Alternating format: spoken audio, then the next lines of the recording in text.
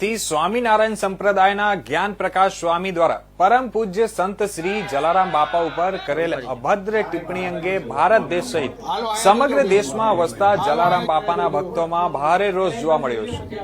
ત્યારે જલારામ બાપાની તપભૂમિ એવી વીરપુર ખાતે પણ રઘુવંશી સમાજ અને વીરપુરના વેપારીઓ દ્વારા 2 દિવસ બંધ પાડી સ્વામિનારાયણ સંપ્રદાયના જ્ઞાન પ્રકાશ સ્વામીનો વિરોધ કરવામાં આવ્યો હતો।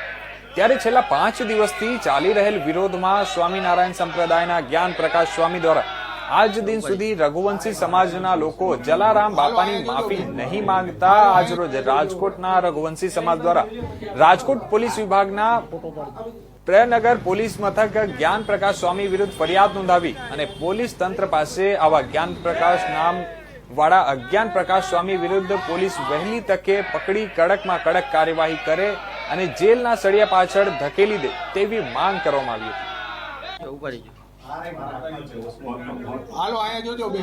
સોનલ સોમૈયા,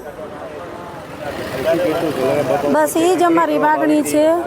જલારામ બાપાનું મંદિરની આ વિશે બોલે છે સ્વામિનારાયણના સાધુ, તો એને એ તો ખબર પડવી જોઈએ ને કે સ્વામિનારાયણ ભગવાનની ત્યાં ગયા હશે, આવ્યા હશે, ત્યાં આશીર્વાદ દીધા હશે, પણ અંશેત્ર ચાલુ નથી કરાવ્યું। એ અમને બધાને ખબર છે, અમારા વડવાઓ જાણે છે।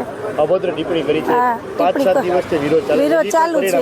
હા, તો એને માફી માગી જાય એ જ અમારી માગણી છે, બીજું કાંઈ કહેવા માંગતા નથી। અમે બધા શહેર સિટી ગામડા બધીએ નીકળી પડ્યા છે રઘુવંશી કે માફી માગી જાય આવી।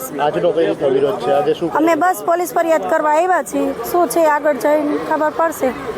Hasubhai Bhagdev, Ramdham trust Jalira trustee. હસુભાઈ, જ્ઞાન પ્રકાશ સ્વામી દ્વારા જે રીતે ટિપ્પણી કરવામાં આવી હતી, 5 દિવસથી વધારે સમય થઈ ગયો, હજી સુધી માફી નથી માંગવામાં આવી, કઈ રીતનો વિરોધ રહેશે હવે? એની આ જ ભૂલ છે, એટલે દરેક સમાજમાં 18 આક્રોશ વધતો જાય છે।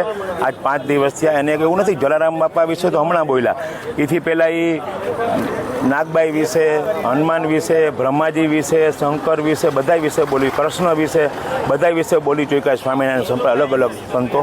એટલે આક્રોશ વધતો જાય છે। હવે તાત્કાલિક એના 5 બોલતા વાર ન લાગી તો 5 દિવસથી અને માફી માગતા 5 દિવસ લાગે, એ ટેલિફોનથી માફી માગી લે ચાલે, વિડીયો કોલથી એને આવવું જોઈએ। વડતાલ બોર્ડના જે ચેરમેન હોય કે જો એને તાત્કાલિક આનો રસ્તો કઢાવવો જોઈએ, બાકી આના પરિણામ ગંભીર આવશે। અમારી તો એક જ માંગ છે કે વીરપુર આવી જલારામ બાપાની સામે દંડવટ કરીને માફી માગી લઈએ તો શાંત પડશે, બાકી હવે જેટલો ટાઈમ જાય છે એટલો આક્રોશ એની ઉપર વિરોધ વધતો જાય છે। આજે રઘુવંશી રામધામ ટ્રસ્ટ જાળીરા આજે